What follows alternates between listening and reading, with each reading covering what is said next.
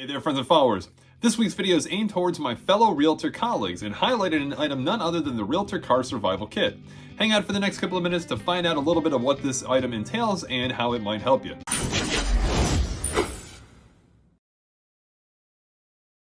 So yes, as always, welcome back. So the Realtor Car Survival Kit. Well, what is this item that you may be asking? Well, it's much like a regular car survival kit, but a little bit more catering to our profession.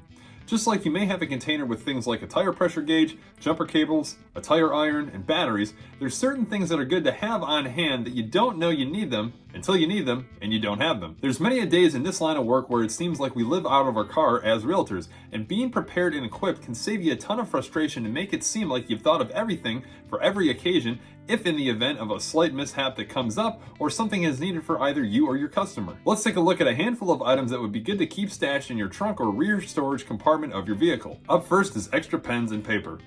Now this one seems like a no-brainer, however you'd be surprised a handful of times you go to grab an extra pen only to come up empty.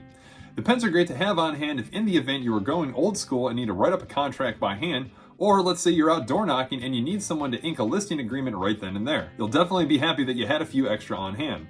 An extra pad of paper is good if in the event you are showing back-to-back houses and your customer needs to take notes or would like to jot down some figures in an effort to calculate either numbers for a proposed offer or repair costs. Next up is toilet paper, napkins, or paper towels. Now if you can, having one of these items on hand is great, even better for the situation if you can have more than one.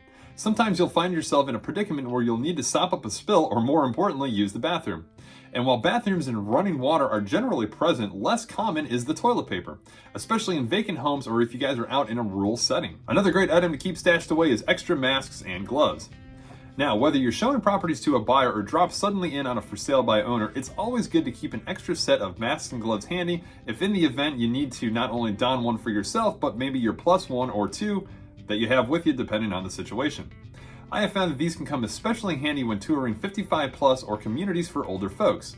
In many cases, these individuals can be easily compromised to illness as they may have a weakened immune system for one reason or another. It's better to take the protocol and protect them as well as yourself if you end up showing or touring their home. Booties or shoe coverings are a great item to have on hand as well, be it an open house that you are facilitating or if in the event you are showing a buyer a house who refuses to remove their shoes even at the seller's request. Next on the list is water, snacks, and a coloring book or activity book. Now if you're on the road with some buyers showing a handful of homes, perhaps making a morning or afternoon touring various properties, it's always good to be able to provide a refreshment or two. You'd be surprised how quickly you can work up an appetite while out in the field, and a little pick-me-up can go a long way. Also, if you're working with first-time home buyers, a lot of times they are bringing their little ones along for the tour. The snacks can come in extra handy for this occasion, and a coloring book can sometimes keep a small child busy or keep their mind off of the boring home viewings as you try to make a selection with your buyer. Granted, most parents will come equipped, but if they were rushed to get out the door or maybe left directly from work, this can be a saving grace. Next item up is none other than some hand tools, be it screwdrivers, pliers, tape measures, or a hammer. Now this may sound a little out of ordinary, but this is actually the most common item I find myself looking for. Whether it be adjusting the temperature on a hot water heater to make sure it's functional, grabbing dimensions of the front bay window in a given house, or pounding a marketing sign into some really tough soil, it's always good practice to have at least something on hand to help you out of a jam. Having some tools that are easy to grab can be especially useful when showing distressed properties or fixer-uppers. Sometimes you never know what you're going to come across in those types of situations. And lastly, another thing I like to keep with me is extra signs and lock boxes.